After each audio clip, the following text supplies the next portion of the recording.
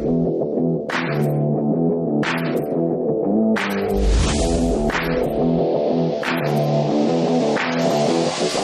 everybody, welcome to another Linfield Coaches CatChat. Joe Stewart out here with head women's soccer coach Steve Simmons. Coach Simmons, how are you doing today? I'm good, thanks. So let's get into this last two matches for you guys. As you brought down the top two teams in the Northwest Conference to come play in McMinnville, and they were battles, as they always are with Puget Sound and PLU. And you come away 0-1-1 on the weekend with the draw against Puget Sound before falling to PLU. And I know you think that there were certainly opportunities to maybe get some better results, and we'll get into that. But at the end of the day, I imagine you do have to be somewhat happy with these performances compared to a pair of losses when you played them to open up conference play up in Tacoma. Yeah, I thought the performances this weekend compared to when we first met them were very different, and we're all disappointed with not getting a result. But I think it's even more disappointing when you've played well enough, you've put two really good teams on their heels at times during the game, and not come away with more. I think that's the part that we're at. We're at that part of our journey right now. So there's a lot of good stuff to pick out of it, but I know the players, they want to win games. But when we have been able to evaluate the matches from last weekend, again, outside from winning and maybe scoring, there's tons and tons of positives to take out.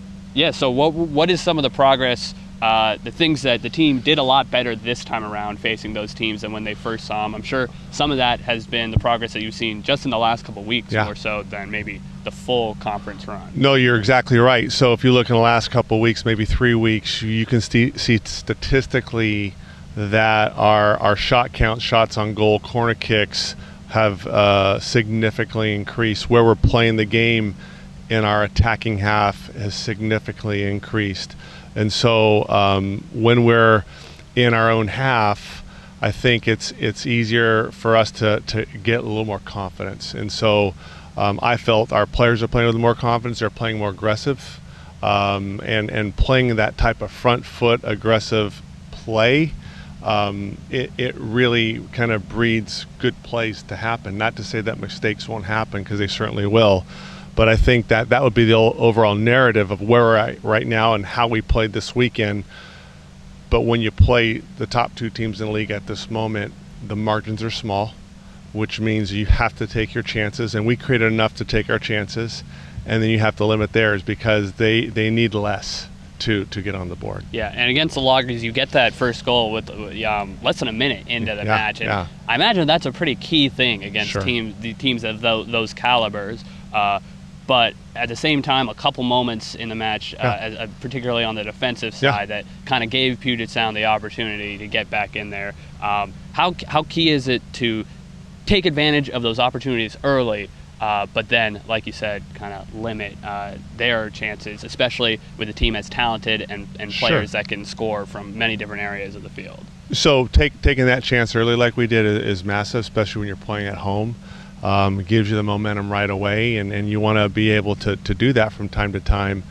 Then the game settles down, and then a team like that, they're gonna have a momentum swing, and so we're gonna have to bend but not break. And to be fair, we did bend, it didn't break. And then the game settles, right? And then at that point, you're going to do what you're going to do. We had opportunities as they had opportunities. I think we nullified each other to some degree. And as we got into the second half, into the later stages, that's when the margins get tight, right? That's when fatigue maybe starts to set in. We get rotations of substitutions, and we gave them some daylight, and they took it. And so, that's the story of that game. I mean, a little different in the PLU game, I think. And so, but with the UPS game, I think it's the first time we've taken a point from them in a while. A few years. Yeah, it's a few years. And I think that's just a step in the right direction, albeit we didn't get 3. Sure. Against PLU, so let's zoom in. One thing I want to zoom in a little bit is the tactics on your guys' corners. As you mentioned, the corners have been up, and that's been a pretty reliable place for you guys to get goals this year. What has led to you guys being able to amass corner opportunities as you have, and then being able to execute and finish as Laney did on Sunday? Sure, yeah. A lot of it is to try to play the game as much as possible in our attacking half of the field, and there's various ways to do it, right? But for us, we've tried to intentionally do that, play in our half of the field, which if we can do that, then we have a higher probability of getting more things like corner kicks and dangerous free kicks going our way. And to be quite honest with you, the girls have practiced, and they've just been better at attacking corner kicks. They've found some more confidence in attacking corner kicks, and we've got some players that are a handful. So, long may that continue, these next games coming up. But that's something that it's a half chance that you get, and we just want to be able to capitalize. So besides the goal against PLU, what do you think the story of the match was there that, again, led to you playing them tight, but still just kind of that banging on the door mode more than getting over the hump? Though I think from my point of view, the story is we didn't take our chances the way we probably would in the future. So it's a 2-1 loss. It could have been a totally different scoreline, but it is what it is. And again, it's the margins. When you're playing teams that are at the top of the league, that's the margins we're living in. And I told the players, this weekend, this is what it feels like to be in games that have title implications, because both games did. And I want them to feel that. I want them to experience that. I want them to see and feel the margins that it's required to be able to win matches when it gets tight.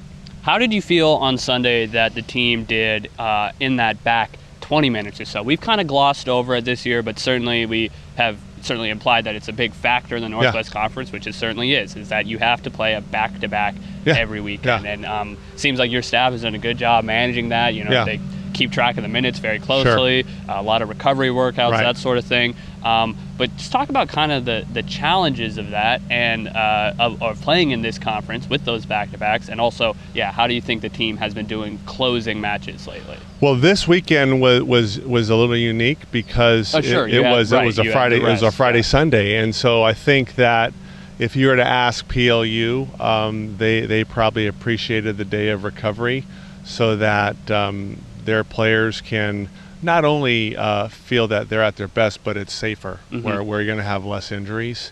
And I thought that served everybody well. It served the game well. I thought it was a fun game to be a part of and to watch. But when you're talking about back-to-back games, you're really looking at, okay, what's your squad depth like?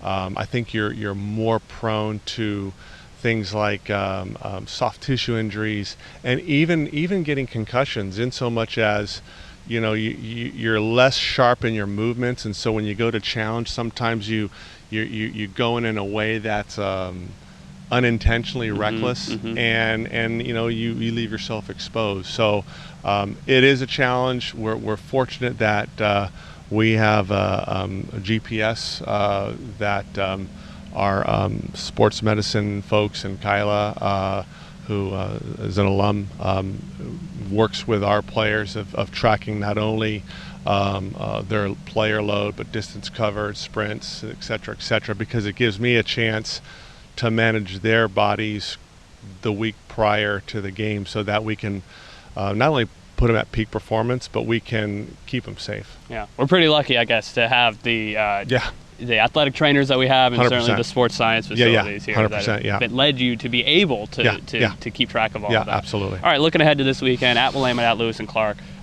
2 tough matches on the road against teams that you had given up a combined 6 goals against the first time around.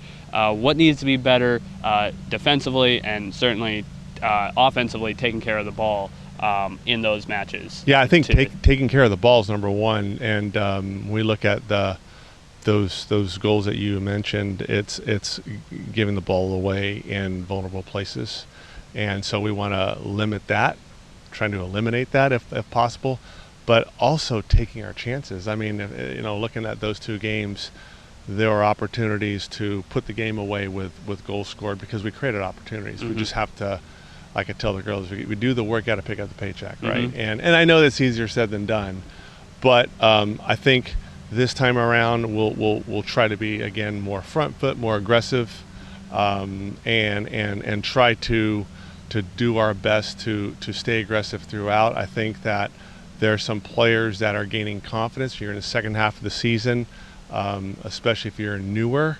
You've gone through a first half, and now you kind of know what to expect.